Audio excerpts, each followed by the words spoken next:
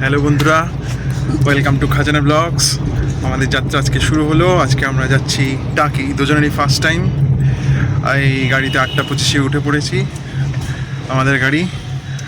ওকে, টাকির উদ্দেশ্যে। আমাদের ড্রাইভার দাদা বললো মোটামুটি 2.5 ঘন্টা থেকে 3 ঘন্টার কাছাকাছি লাগে। যাই হোক, চলো লেটস গো। এবার যাবো, ওখানে গিয়ে এক্সপ্লোর করে দেখাবো কী কী দেখার জিনিস আছে। কেমন লাগছে?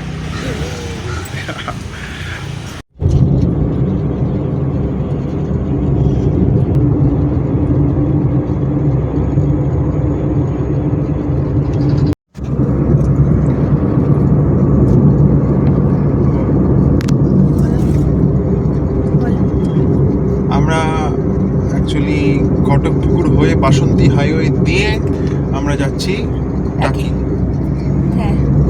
তো আমরা অলরেডি ঘটকপুকুর পার হয়ে এসেছি, বেশ কিছুক্ষণ হলো। ওই দেখো, ওদিকে ইটভাটাগুলো দেখো। হ্যাঁ, প্রচুর ইটভাটা দেখা যাচ্ছে, দুদিকে সবুজের সমারোহ।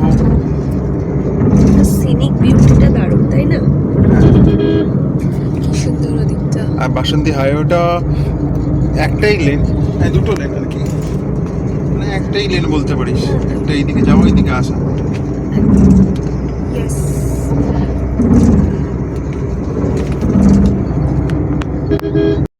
সকাল 8:25 গাড়ি ছেড়ে আমরা পৌঁছে গেলাম 10:45, মানে মোটামুটি 2 ঘন্টা 10 মিনিট মতো লাগলো। এসেই একটা বোর্ড দেখতে পেলাম। এসে এখানে দেখলাম এখানে একটা চার্ট দেওয়া আছে, দুটো সাইট আছে। একটা সাইটে হচ্ছে 600 টাকা, 2.5 ঘন্টা সময়। তার মধ্যে আছে জেনারেল শঙ্কর রায়চৌধুরী বাড়ি, 1, 2, 3, 4, 5, 6, 7টা। আর সেকেন্ড সাইডটা আছে 500 টাকা 2 ঘন্টা, সেটা 500 টাকায়। এটা টোটাল কটা? 9টা সাইড।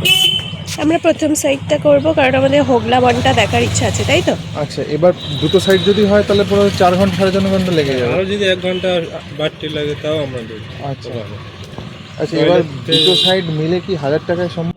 শেষমেশ আমরা দুটো সাইট মানে টোটাল 16টা স্পট ঘুরবার পরিকল্পনা নিই 1000 টাকাতে। গাড়ি পার্ক করা হয়েছে এখানে। এখানে একটা সুন্দর গেস্ট হাউস আছে, আমরা এই গেস্ট হাউসে থাকবো না। আর এইখান থেকে টোটো সমস্ত ভাড়া করা যায়, এবং এনাদের ভাড়া ফিক্স রয়েছে, সেটা দেখিয়ে দিয়েছি। প্রথম সাইড সেকেন্ড সাইডের মধ্যে পুরো টাকি ঘুরতে প্রথম সাইডে 7খানা সাইট রয়েছে, আর সেকেন্ড সাইডে 9টা রয়েছে। পুরো টাকি ঘুরতে পুরো 4.5 ঘন্টা সময় লেগে যাবে। আর যদি একটা করে ঘোরো তাহলে 2.5 ঘন্টা 2 ঘন্টা এরকম। আচ্ছা, এর ভিতরে যাওয়া যাবে বাবা? ওরা পরে বলবে, আগে দাদা এই যে আমাদের টোটো দাদা, ওনার সাথে যাবো তোমার আমরা। নামটা বলে দাও। আমার নামটা সাদ্দাম। সাদ্দাম দা, এ আমাদের ঘোরাবে। তুমি একটু এটা ইছামতি নদী, ওপাশটা বাংলাদেশের শালকিয়া, তাই তো? এখান থেকে টাকি পুরসভার গেস্ট হাউস, অতিথিশালা। ও, পুরসভার গেস্ট হাউস। ওপারটা বাংলাদেশ না? জায়গাটার নাম কি? সাতক্ষীরা। বাহ, কি সুন্দর নৌকা রয়েছে। ও, এই দুর্গাপূজার সময় হয় না? এইটা ইছামতি নদী, এই নদীতে ভাসান হয়। হ্যাঁ হ্যাঁ হ্যাঁ হ্যাঁ। ইছামতি নদীর মনোরম তীরে অবস্থিত টাকি শহরে কোলাহল থেকে দূরে এক শান্ত আশ্রয়স্থল। জমিদারদের দেশ নামে পরিচিত টাকি এক শান্ত মনোরম গ্রাম্য পরিবেশ, যা গ্রাম্য জীবনের সাধারণ আনন্দের কথা মনে করিয়ে দেয়। ইছামতি নদীর ঠিক ওপারেই বাংলাদেশ হওয়ায় সুন্দরবনের প্রবেশদ্বার হিসেবে টাকির বিশেষ গুরুত্ব রয়েছে।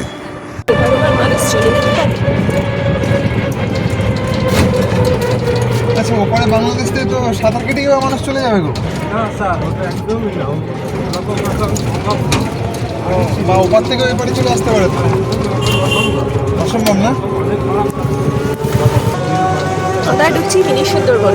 মিনি সুন্দরবন, গোলপাথার জঙ্গল, 0 পয়েন্ট। বাংলাদেশের বর্ডারে একদম কাছাকাছি আমরা চলে আসছি।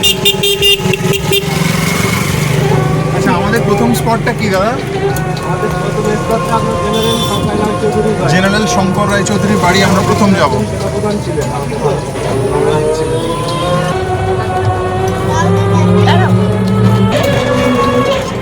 টাকিতে এসে আমরা উঠেছি, আমরা একটা টোটো বুক করে যাচ্ছি এবার অলরেডি। ও শীতকালীন পিকনিক করতে আসে। আচ্ছা, এই জায়গাগুলো কেমন লাগছে? এই যে ইচ্ছামতি নদী, ইচ্ছামতি কটেজ, এইগুলো ইচ্ছামতি কটেজ। হ্যাঁ, রাত্রের দিকে তো আরো ভালো লাগে। আচ্ছা। লাইটিং ফাইটিং গুলো আছে, আচ্ছা, এগুলো খুব সুন্দর পরিষেবা। এগুলোতে পিকনিক স্পট সব না? হ্যাঁ, এগুলো ভাড়া পাওয়া যায় খাওয়া আচ্ছা। খাওয়ার জন্য। শীতকালে তো একেবারে টপ সিজন। এনাদের পিকনিক স্পট তো ওই যে আগে যেটা দেখালাম, ওটাই পিকনিক স্পট। ও আচ্ছা আচ্ছা আচ্ছা, এখানে থাকে, থাকে থাকার বাসা রয়েছে, ঘর খাওয়া রয়েছে। খাওয়ারও ব্যবস্থা। বাহ,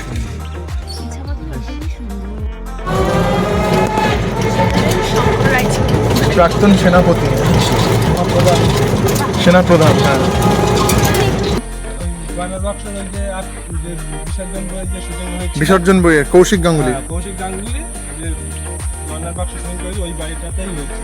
আচ্ছা। বাড়িটা আছে, যেখানে সামনে আছে ঘরের পিছনে। আর পেছনে কি একটা বলছিলে? এই যে আটটা রাতে বনগা লোকাল, হ্যাঁ হ্যাঁ তপসপালে, হ্যাঁ, হ্যাঁ। ওই বইটাই হয়েছিলেন এই যে পুরনো বাড়িটাই। এই বাড়িটায়? হ্যাঁ, ও, 8/8 বনগা লোকাল। আটটা রাতে বনগা লোকাল। আচ্ছা আচ্ছা আচ্ছা আচ্ছা, বাহ। জমিদারদের বাড়ি ছিল।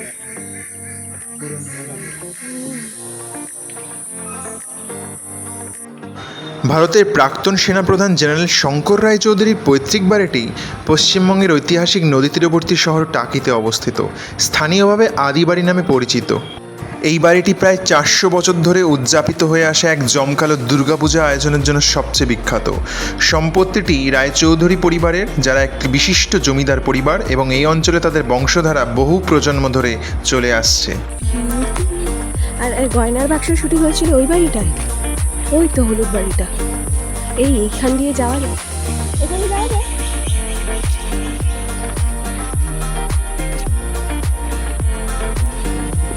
এটা জঙ্গল না, এটা কারোর বাগান বাড়ি, কি সুন্দর দেখতে।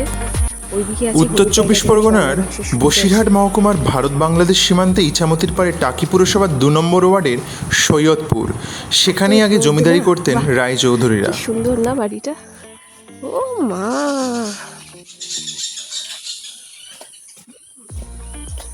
একটা আলাদাই নস্টালজিয়া। এই যে এই হচ্ছে সেই হলুদ বাড়ি যেখানে গয়নার বাক্স শুটিং হয়েছিল। গয়না বাক্স মুভিটা আমি দেখেছি বটে, তবে পুরোটা না। হ্যাঁ, আবার দেখো, খুব ভালো লাগে। কি সুন্দর না পুরোনো দিনের বাড়ি। এই ঘিরা দেখেছো, এটা হচ্ছে শঙ্কর রায়চৌধুরীর বাড়ি, সেই বাড়ির অপোজিটে কাঁঠাল হয়েছে দেখো। কি সুন্দর শান্ত সুনিবিড়, কেউ নেই এখানে। ও মা,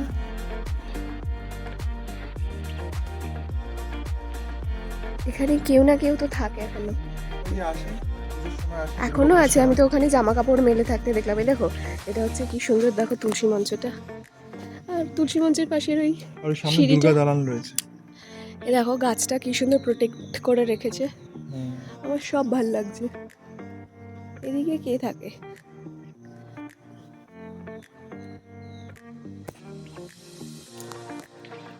চশমা খুলে দেখলে ভাল লাগবে, আমি আসলে সানগ্লাস পরেছি। ওই ওই বাবু, ওই দেখো ওইখানের ওই জানলাটা, যদি ওখান থেকে কেউ এখন এসে দাঁড়িয়ে হাত নাড়ায়, মানে কত সুন্দর লাগবে। কত কবেকার বাড়ি ছিল বলো, কারোর তো বাড়ি ছিল, এখন আবার এ করে দিয়েছে। দুর্গা দালানটা দেখি।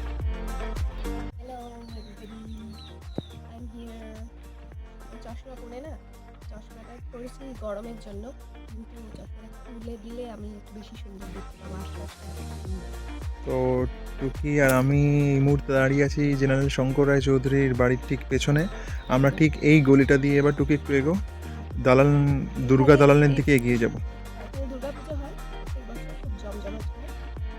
ওনার আত্মীয় দলার পরিবাররা একসাথে নেই, মাঝে মাঝে বছরে একবারই আসে। যখন দুর্গাপুজো হয় তখন ওনারা আসেন। কিন্তু কেউ তো আছে এখানে জামা কাপড় মেলা হচ্ছে। পরিচর্যার জন্য লোক আছে হয়তো মাঝে মাঝে। এইটা দেখেছো কি সুন্দর,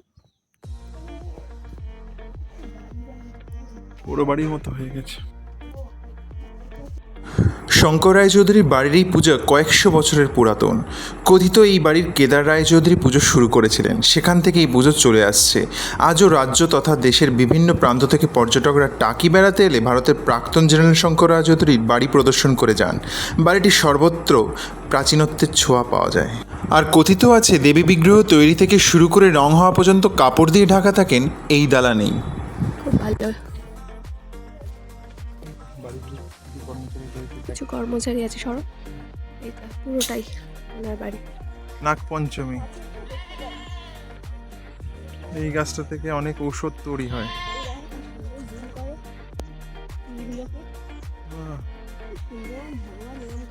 নাগপঞ্চমী গাছ, এটা অনেক মানে আমি দেখিনি কোথাও। এটা অনেক পুরানো, 100 বছরেরও বেশি হয়ে গেছে। টাকির পুরাতন নিদর্শনগুলির মধ্যে অন্যতম হল টাকির সোদপুরের প্রাচীন নলকূপ। বাংলা 1338 বঙ্গাব্দ ও ইংরেজি 1931 সালে এই নলকূপ নির্মিত হয়, তৎকালীন ইংরেজ শাসনাধীন জমিদার আমলে। সে সময় অবিভক্ত বাংলার সাতক্ষীরা সহ বিভিন্ন এলাকা থেকে এই নলকূপে জল নেওয়ার জন্য সাধারণ মানুষ আসতেন। কিন্তু কালের নিয়মে সেই নলকূপ অকেচো হলেও পুরাতন সেই ভগ্নাশেষ আজও মাথা তুলে নিজের উপস্থিতি জানান দেয়। তবে টাকিতে আসা পর্যটকরা প্রায় 25 ফুট উচ্চতার এই প্রায় 100 বছরের পুরানো নলকূপ দেখতে আজও টাকির সোদপুরে আসেন। যদিও সম্প্রতি পুরাতন নলকূপটি স্থানীয় কিছু ব্যবসায়ী নিজেদের উদ্যোগে পুরাতন ঐতিহ্য বজায় রেখে নতুনভাবে সংস্কারের উদ্যোগ নিয়েছেন। Picnic spot. টাকির এই শতবর্ষী নলকূপটি উপেন্দ্রনাথ বসু স্মৃতি নলকূপ, যা 1932 সালে স্বর্ণলতা বসু তার স্বামীর স্মৃতিতে নির্মাণ করেন এবং এটি দেখতে একটি ক্ষুদ্র ইটের মিনারের মতো। মানে এত বড় একটা জিনিস দিয়ে মানে আরো এটা হাত দিয়ে তুলতো, তাই তো? হ্যাঁ, হাত দিয়ে মানে চাকার মতো লাগানো ছিল। হ্যাঁ, ওই চাকার মধ্যে দিয়ে আর কি জল ওঠাতো। ও চাকার সাহায্যে। চাকার সাহায্যে জল তখন তো কোনো ইলেকট্রিকের ব্যবস্থাও ছিল না, না, না। কোনো কারেন্টের ব্যবস্থাও ছিল না। হ্যাঁ, বেশ খুব ভালো আর নির্জন পরিবেশ, খুব সুন্দর লাগছে কিন্তু। তা আমাদের একটা সুন্দরবনের একটা অংশ, মানে সুন্দরবনের ভারতের এক শেষ সীমান্ত বলতে গেলেই মানা যায়। হ্যাঁ, হ্যাঁ খুব শান্তশিষ্ট, কেন এখানে আমাদের বিএসএফ জওয়ানদের দিয়ে পুরো বর্ডার ঘেরা আছে। আচ্ছা, খুব শান্তশিষ্ট, বর্ডার খুব সুন্দর এরিয়া। জমিদারি কোনো ভয় সেরকম কোনো আমাদের এখানে অসুবিধা নেই। অনেক পুরানো এই গেস্ট হাউসটা, আমাদের টাকির ভিতরে দেখেন পালকু আছে। আচ্ছা, এখানে মানে যত এটা কি আমাদের- সরকারি গেস্ট হাউস? না, এটা পাবলিক। পাবলিক, আচ্ছা। মানে আমাদের এখানে যত শুটিং এ যেসব হিরো হিরোইনেরা আসে আর হ্যাঁ। কি, এই গেস্ট হাউসটাতেই থাকে বেশিরভাগ। না এখান আচ্ছা। থেকেই শুরু করতে হয়। ও টাকিতে যেখানেই মানে আর কি শুটিং করুক, হ্যাঁ, পরে এখানটাতেই রাত্রে ওয়েটিং এ এখানে আচ্ছা, রাতে থাকে গেস্ট এখানে। হাউসের নাম এই হচ্ছে বিশ্রাম বাগান বাড়ি, টাকি গেস্ট হাউস। এখানে যারা ফিল্ম স্টাররা শুটিং করতে আসে রাত্রে এখানে থাকে।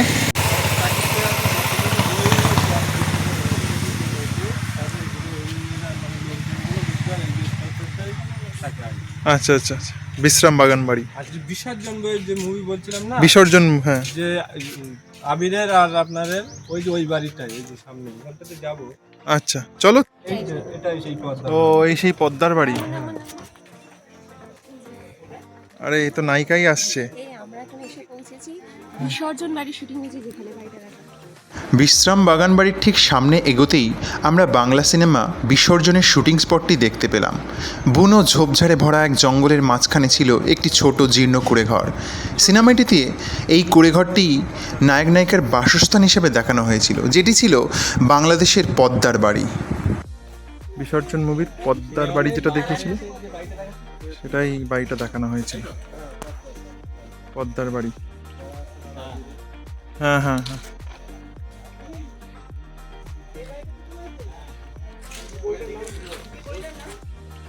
থাকে না। আমাদের এই দুর্গাপুজোর সময়টাতে আমাদের টাকির যত লোকজন আর কি সব কলকাতা থেকে যারা বাইরে থাকে, আচ্ছা। টাকিতে অনেক ভিড় হয়ে যায় তখন। আমার এই গ্রামেরই তো সব বাসিন্দা ছিল একসময়। আচ্ছা আচ্ছা। ভালো লাগছে, দেখো দেখো, মানে আমি বাইরে দাঁড়িয়ে থাকলে আমার হাইটের সমান এটা হচ্ছে দালান। কি সুন্দর টালি, এদিকটা পুরো বাগান।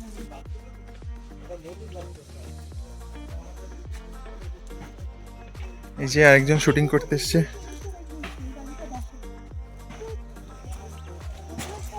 কিন্তু কতটা সুন্দর, মানে স্থিতি করতে গেলে জিনিস বড় হতে লাগে না। এইখানে অনেক ছোট ছোট বাক্স দেখলাম, এই বাক্সের মধ্যে সমস্ত মধু কালচার করা হচ্ছে। মধুরে না? আচ্ছা, এটা যে আমাদের ওই শীতকাল টাইমে যে সরিষার ফুলগুলো পড়ে ওইখান থেকে মধু সংগ্রহ করে এসে বাক্সতে জমা করে। আচ্ছা, টাটকা অরিজিনাল মধু পাওয়া যায় এই জায়গায়। অনেক মধুগুলো কোথা থেকে কালেক্ট করা হয়? ফুল যে সরিষার যে ফুলগুলো ফোটে, সরিষা, আম, জাম, এইসব ফুল থেকে ওরা মধু সংগ্রহ করে এইসব বাক্সতে আর কি জমা করে। আচ্ছা, কি আর ভাঙার জন্য ওদের মেশিন আছে, এর মধ্যে চাকও বানানো আছে, মেশিনে দিয়ে পাক দিয়ে ওর থেকে মধু বার করে। এখান থেকে কি মধু অলরেডি করা আছে? মধু হচ্ছে মধু মানে এখন চাক আছে, চাক বানানো আছে, চাকে ওরা মধুটা সংগ্রহ করবে। যাদের মৌমাছি আছে এর মধ্যে? হ্যাঁ অবশ্যই, ফুল মৌমাছি দিয়ে ভর্তি আছে চাক। এই হচ্ছে মেহেন্দি গাছ। দাদা বলছেন যে এটা মেহেন্দি গাছ, 70-80 টাকা, 70-80 হাজার হাজার টাকা দাম। দাম। এগুলো থেকে ভালো ভালো জানলা, কাঠ, দরজা কাঠ তৈরি হয়। সুন্দর কাটে। এই জায়গাটা এত ভালো লেগেছে। আমরা তো এইসব দিয়েই বেশিরভাগ আমরা ঘরে জানলা বানাই। এগুলো লাগালে কি 50-100 বছর পার হয়ে যাবে। পার হয়ে যাবে। আমি তো জানতাম শুধু শাল আসছে। না না,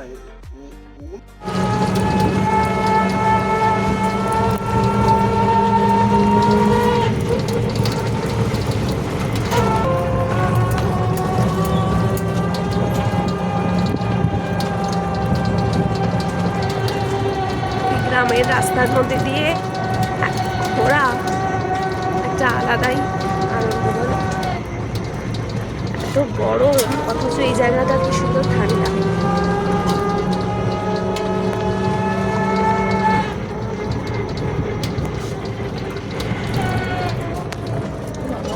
সুন্দর পালা। এইখানে দারুণ আরাম হবে।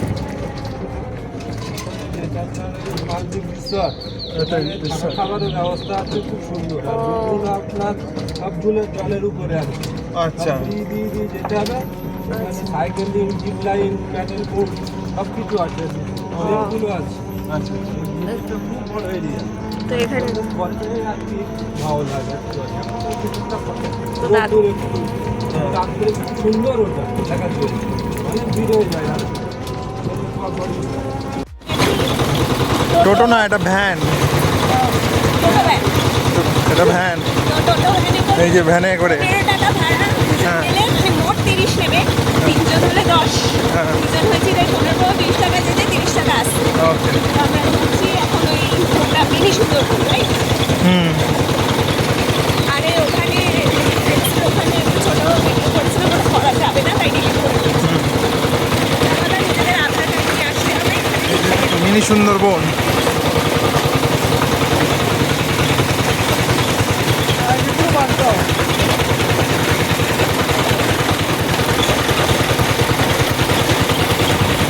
এটাকে কি গোলপাতার জঙ্গল বলে এর ভেতরে?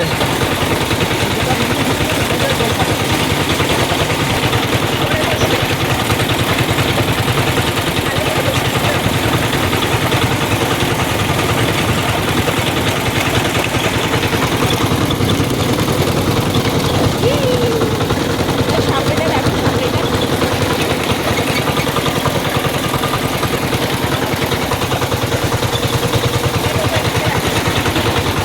ভালো লাগছে না?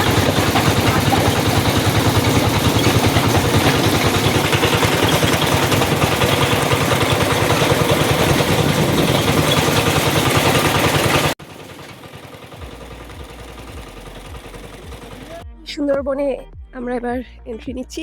আমাদের টোটো ওই অবধি ছেড়ে দিয়ে চলে গেছে। টোটো ওই বিএসএফ এন্ট্রি করা ছিল যেখান থেকে, সেখান থেকে ওই অবধি আসবে 15 মিনিটস। বাকি জঙ্গল তো নিজেকেই ঘুরতে হবে। আমরা এবার প্রবেশ করতে চলেছি টাকি মিনি সুন্দরবন মানে গোলপাতার জঙ্গলে।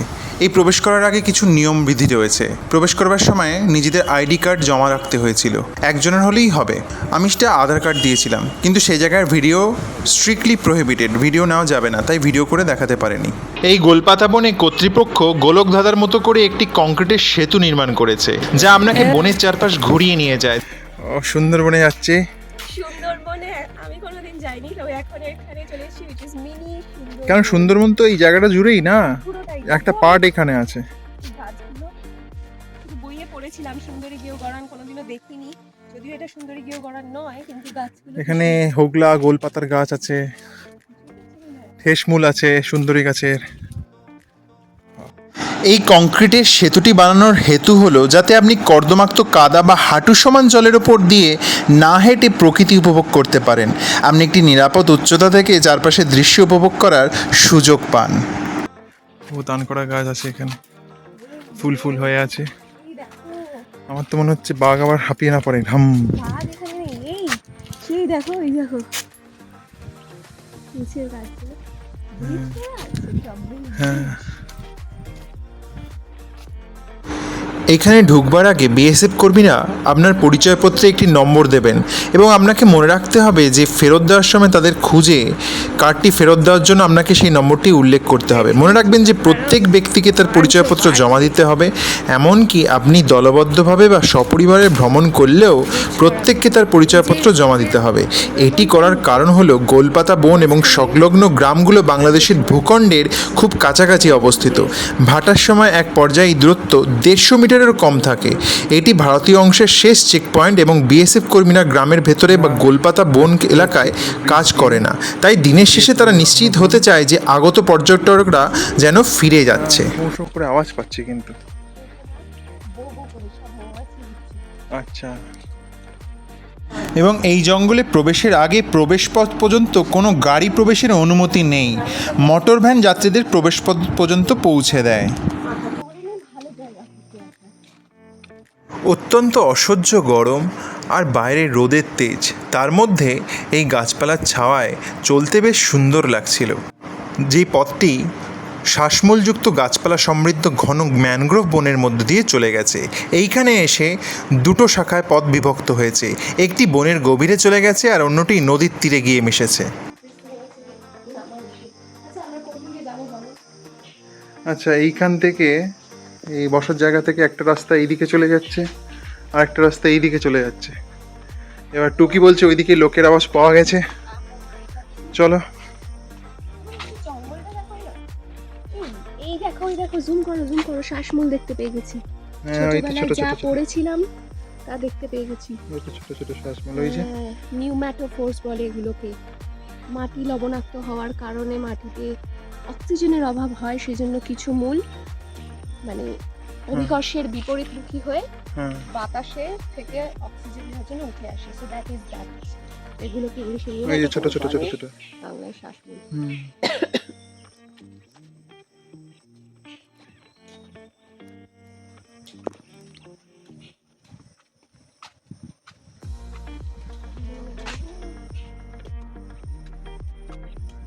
দেখলাম কিরকম ভাবে জল ঢুকছে, মানে যে মাটির মধ্যে জলে ভর্তি থাকে সেই। এই এবার ইছামতি নদী দেখতে পেয়েছি। এখানে একজন লেবুর জল নিয়ে বসেছে।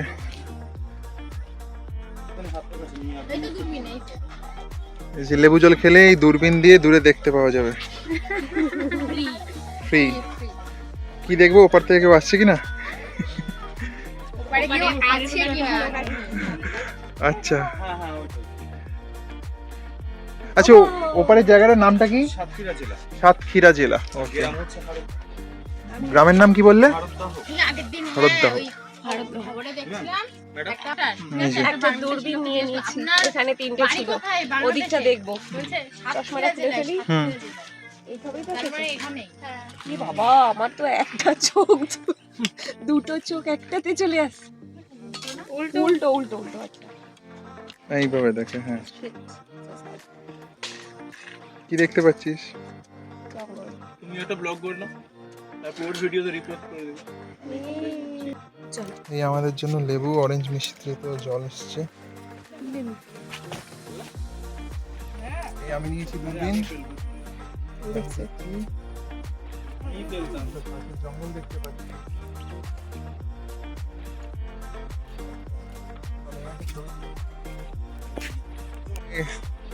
লেবুর জল খাওয়ালো, ঠান্ডা লেবুর জল, দূরবীনও দেখালো, ছবিও তুলে দিল। দাদা তোমার নামটা বলে দাও।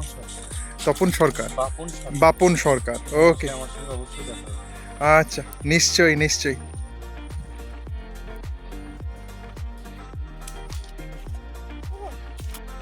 এই দেখো ঠেসমূল, আমরা যে ঠেসমূল পড়েছি এগুলো সব ম্যানগ্রোভ গাছ, সেখানকার একজন দাদা বললেন। আর এই যে এইগুলো ঠেসমূল। দেখো চলো যা বইয়ে পড়েছি তা দেখে নিয়েছি। এদিকে যাচ্ছি, এদিকে ওয়াচ টাওয়ার আছে। চলো আমরা ওদিক থেকে ঘুরেছি, ঘুরে এবার এদিকে আসছি। হাঁটার পথটিতে যথেষ্ট পাখি ছিল। আমরা এক ঝাঁক জঙ্গল বাবলার ও একটি একাকী কালো হুডওয়ালা ওরিওল দেখতে পেয়েছিলাম। গভীর জঙ্গলে আমরা এগিয়ে চলেছি, ঝিঝির আওয়াজ, শব্দ শোনা যাচ্ছে। এসে গেছি ওয়াচ টাওয়ারে, যথেষ্টই উঁচু আছে, উপরে যাব। হ্যাঁ চলো ওঠো। এই হচ্ছে ওয়াচ টাওয়ার, চলো। রাস্তা দিয়ে উঠছি আমরা, টপের দিকে যাবো একদম উঁচুতে। এখান থেকে পুরো জঙ্গল উপরটা দেখা যাবে, ওপর থেকে দেখা যাবে, এই তো।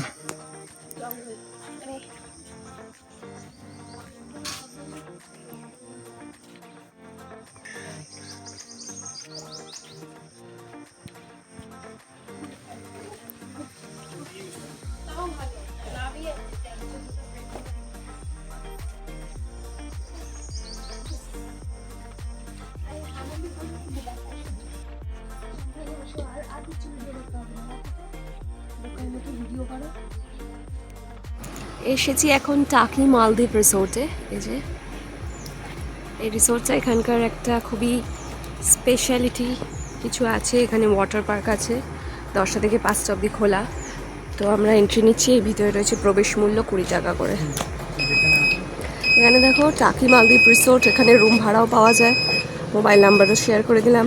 প্রবেশ মূল্য 20 টাকা, 5 বছরের ঊর্ধ্বে সবারই প্রবেশ মূল্য লাগবে, ঠিক আছে। এটা একটা পাবলিক প্রপার্টি। এই যে ববু এখানে টিকিট কাটছে। হ্যাঁ চলো, এই হচ্ছে টিকিট, টিকিট 2টো টিকিট কেটেছি। টাকি মালদ্বীপ রিসোর্ট, মালদ্বীপ। চলো চলো চলো, let's take the entry.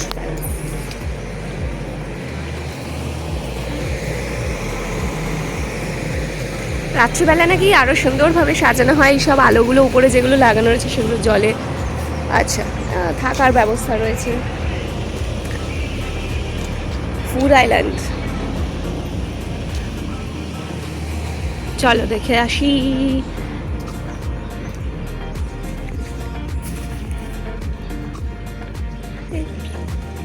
Trampoline, এখানে ছোটখাটো একটা পাখি ঘর, পাখিরা তো উঠছে। ওই এই যে দেখা যায়, এই কে তুমি? ও বাবা পোজ দিতে চলে এসছে। খাও খাও, জল খাও।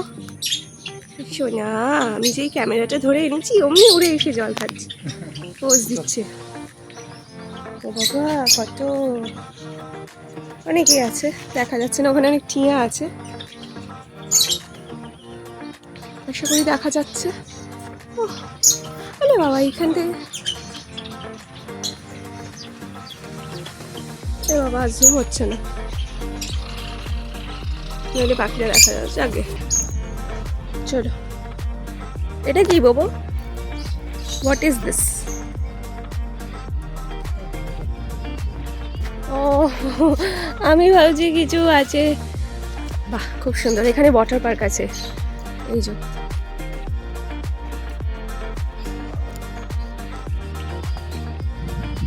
এই যে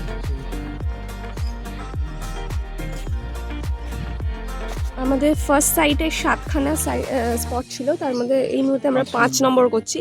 আরও 2টো আছে। আমরা শুরু করেছিলাম 10:51-এ, 12টা 25 বাজে এখন। দিস ইজ ওয়াটার পার্ক মালদ্বীপ রেস্টুরেন্ট। চল হবো, এই যে সাজানো রাত্রেবেলা, ভালো লাগে। যাক, এই রিসোর্টটার ব্যাপারে তোমরা জেনে রাখো বন্ধুরা। এখানে এলে তোমরা এখানে থাকতে পারো, এখানে থাকার ব্যবস্থা রয়েছে, রুম ভাড়ার ব্যবস্থা রয়েছে এবং এরকম ওয়াটার পার্কেরও ব্যবস্থা রয়েছে, যেখানে তোমরা বিভিন্ন টুকটাক রাইডস আছে সেগুলো করতে পারো। আর রাত্রেবেলাও খুব সুন্দর এখানে সাজানো থাকবে।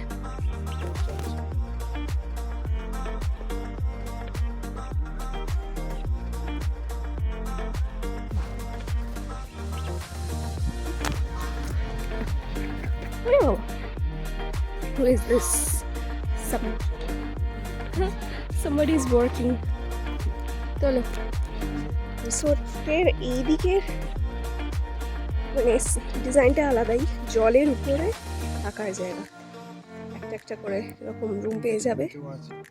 এখানে কেউ আছে যেমন, হ্যাঁ, ওয়াও, খুব সুন্দর। এই যে নিচে জল, উপরে থাকার জায়গা, এক একটা পুরো মানে অ্যাপার্টমেন্ট বলা যেতে পারে, এক একজন থাকবে। খুব সুন্দর সব জায়গায়।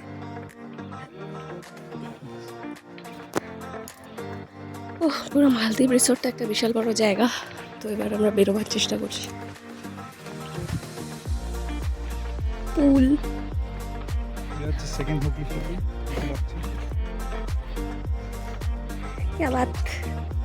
খুবই চুপচাপ আছে মানুষজন এখানে বটে, কিন্তু এখন এই মুহূর্তে 1:01 বাজে, রোদটাও প্রচণ্ড বেড়েছে আর চুপচাপ। আর ফুড আইল্যান্ড, এখানে খাওয়া দাওয়ার ব্যবস্থা আছে আর কি, কিন্তু পুলটা খুব সুন্দর দেখো, রাইট? যাই হোক, একটা টাকির একটা স্পেশাল রিসোর্ট, যেটা খুব সুন্দর করে বানানো হয়েছে। সকলকে এটা একটু অ্যাডভার্টাইজ করেই দিলাম। এখানে এটা উৎসব বাগান বাড়ি, টাকি উৎসব বাগান বাড়ি। এখানেও ভাড়া পাওয়া যায়, থাকে অনলাইনে বুক করে থাকার জায়গা আর কি। এই মুহূর্তে আমরা এখন 300 বছরের পুরনো জোড়া শিব মন্দির। টাকির বেশিরভাগ জমিদার বাড়িতেই 250 থেকে 300 বছর ধরে সাড়ম্বরে পালিত হয়ে আসছে মৃন্ময়ীর আরাধনা। তার মধ্যে অন্যতম হলো টাকি জোড়া মন্দির পাড়ার মুখার্জি পরিবারের পুজো। টাকি অঞ্চলের সমৃদ্ধির সূচনা জমিদারি আমল থেকেই। টাকিতে জমিদারি প্রতিষ্ঠার মূল রূপকার ছিলেন জমিদার রামকান্ত রায়চৌধুরী। তিনি গভর্নর জেনারেল ওয়ারেন হেস্টিংসের প্রধান সচিব ছিলেন। তার সময় থেকেই রায়চৌধুরী পরিবারের বিস্ময়কর উন্নতির সূচনা। কথিত আছে টাকির জমিদার রামকান্তের ছেলে শ্রীনাথ 1801 সালের বন্যায় ক্ষতিগ্রস্ত তার গুরু হরিরাম বিদ্যাপাগীশের গৃহ পুনর্নির্মাণের সময় তিনি তার প্রদত্ত শিবলিঙ্গ টাকিতে নিয়ে আসেন এবং গুরুর প্রতি শ্রদ্ধা জানাতে দক্ষিণ বাড়ির খাস জমির ওপর নির্মাণ করেন জোড়া শিবের মন্দির এবং তার সামনে একটি বৃহৎ পুষ্করিণী। সেখানে এখনও সহমহিমায় পালিত হচ্ছে টাকি মুখার্জি পরিবারের দুর্গার আরাধনা। এমনকি অষ্টমী শেষে ও নবমীর সন্ধিক্ষণে সন্ধি পুজো হতো এইখানে। জোড়া শিব মন্দিরের একটা হচ্ছে বাবা ভৈরব আর একটা হচ্ছে বাবা রুদ্র।